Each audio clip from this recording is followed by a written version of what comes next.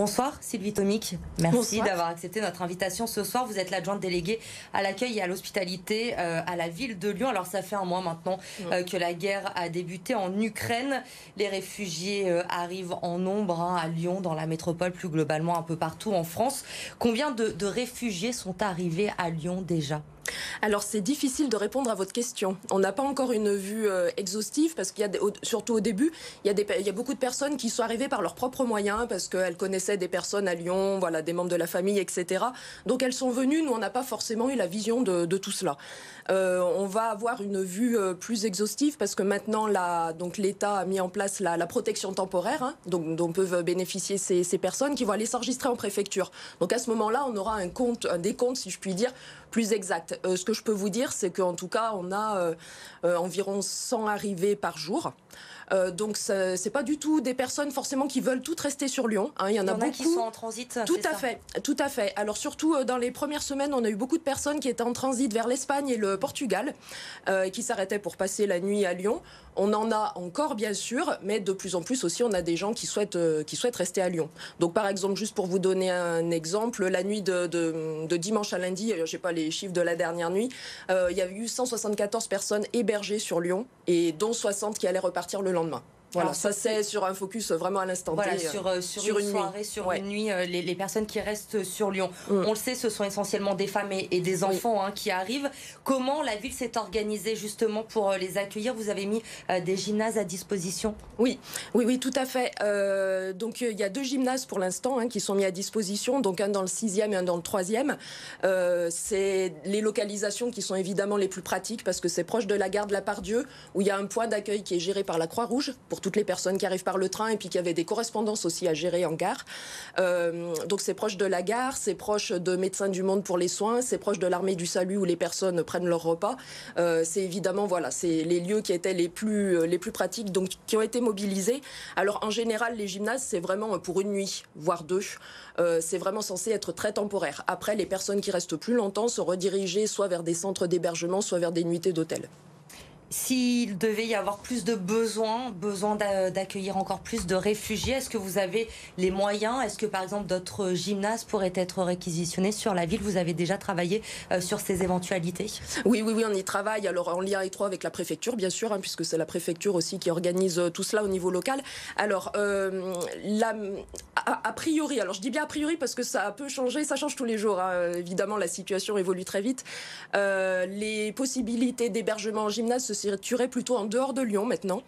L'idée, ça serait plutôt de faire cet accueil d'urgence, de transit, etc. plutôt en dehors de Lyon. Et sur Lyon, ça serait après plus des recherches d'hébergement, de logement plus pérennes.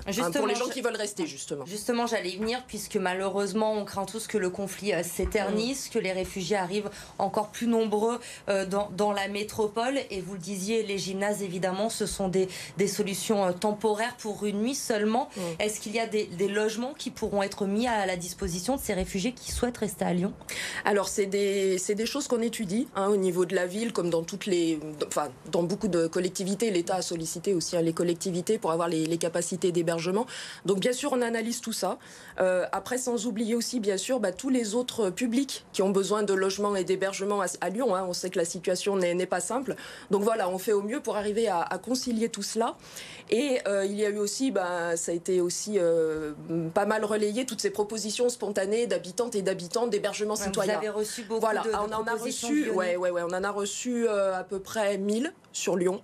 Alors d'ailleurs, même de gens qui parfois habitent loin de Lyon, ça a rayonné assez largement. Donc là, actuellement, ces propositions sont analysées en fait par les associations qui ont été chargées par la préfecture de gérer ce volet hébergement citoyen parce qu'évidemment, ça demande un accompagnement. C'est pas si évident que ça d'accueillir chez soi quelqu'un qui en plus a vécu un parcours difficile.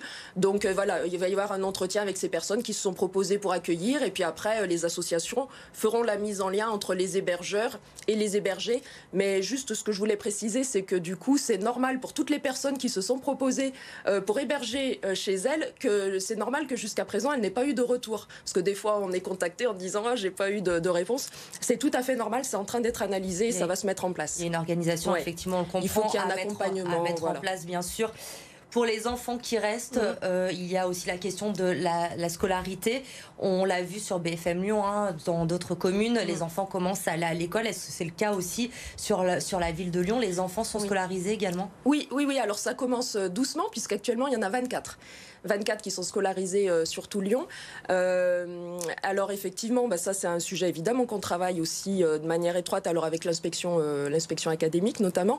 L'idée, c'est vraiment de scolariser les enfants dans leur école de proximité. Hein. Alors surtout, pour le moment, on a une petite échelle, hein, je vous disais 24 enfants. Ça permet de faire un peu du sur-mesure, de l'accompagnement assez fin de ces enfants et de leurs familles.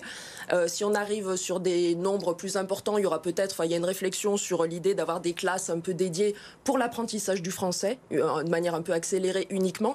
Mais l'idée, c'est bien que ces enfants soient scolarisés avec les autres enfants à l'école qui est pas loin de leur lieu d'habitation ou d'hébergement pour, Oui, il n'y a pas de volonté de faire des classes seulement avec des enfants ukrainiens. Non, c'est important. Enfin, il nous semble que c'est vraiment important aussi pour leur équilibre et leur bonne insertion dans leur société d'accueil, qu'ils soient avec les autres enfants. Puis en général, entre les enfants, ça se passe très bien, assez vite. Enfin voilà, c'est assez... Ces enfants, vous l'évoquiez tout à l'heure, avant d'arriver à Lyon, ils ont vu des choses terribles dans leur pays. Est-ce qu'il y a un accompagnement psychologique également qui est prévu pour les aider? Oui, alors à deux niveaux. Alors déjà, par le biais de l'école, effectivement, puisqu'à Lyon, on a un service médico-scolaire municipal. Donc ce qui va être proposé à ces familles, c'est, si elles le souhaitent, d'être accompagnées par une assistante sociale ou un psychologue, ou dans le cadre du travail qui est fait habituellement par ces agents. Donc ça, il y a un courrier qui est en préparation, qui va être traduit en ukrainien, qui va leur être remis. Donc c'est vraiment, si les familles en éprouvent le besoin, en font la demande. Et puis de manière plus générale, au niveau de l'accompagnement qui va être fait par les associations des personnes qui arrivent globalement d'Ukraine, évidemment, il va y avoir aussi des propositions d'accompagnement psychologique. Oui. Alors, on a parlé de ces réfugiés qui arrivent, mais évidemment, il y a tous ces Ukrainiens qui restent encore dans leur pays ou qui sont à la frontière. On l'a vu depuis le début du conflit. La solidarité est extraordinaire en France. Les dons arrivent par milliers de tonnes. À Lyon, vous avez rapidement mis en place dans les mairies d'arrondissement des collectes. Justement, vous avez reçu beaucoup de dons. Est-ce que ces dons ont déjà pu commencer à être acheminés vers l'Ukraine? Oui, tout à fait. Alors effectivement, on a reçu beaucoup de dons et aussi beaucoup de propositions d'aide de la part des habitantes et des habitants. C'est vraiment à souligner. Et alors, on a fait partir, nous, donc organisés par la ville, trois convois qui, à ce jour, ont acheminé à peu près l'équivalent de 100 palettes. Voilà. Et donc la collecte en mairie d'arrondissement s'arrête demain, le 23 mars. Et donc on prévoit qu'a priori il faudra à nouveau 3 convois supplémentaires pour acheminer toute cette aide. Donc au total, d'après les estimations, on devrait être à peu près 200 palettes au total qui sont acheminées. Et actuellement sur c'est 101 palettes très exactement qu'on a envoyées, il y en a pratiquement la moitié, c'est du matériel de couchage. Voilà. Et le reste, c'est beaucoup de matériel de paramédical ou de puériculture, d'hygiène, etc. On a vraiment essayé d'établir la liste des besoins, la liste des matériels à collecter au plus près des besoins, notamment de notre partenaire en Pologne, la ville de Łódź, avec laquelle on est jumelé et avec qui on a vraiment travaillé là-dessus. La collecte qui se termine demain, mercredi, dans les mairies d'arrondissement. Pour terminer, est-ce que vous avez des besoins pour les réfugiés ukrainiens aujourd'hui qui sont à Lyon? Est-ce qu'il y a des priorités? Est-ce qu'on peut aussi aider ces réfugiés qui sont arrivés à Lyon? Alors ça, on va affiner effectivement le recensement des besoins de ces personnes qui restent, en lien avec les associations. C'est plutôt au niveau des kits d'hygiène, des choses comme ça qu'on voit les besoins. Après, s'il y a un message aussi que je peux faire passer, c'est que les dons financiers aussi sont vraiment utiles et parfois plus faciles à gérer que des dons matériels. Et sur le site de la ville de Lyon, on a mis pas mal d'infos.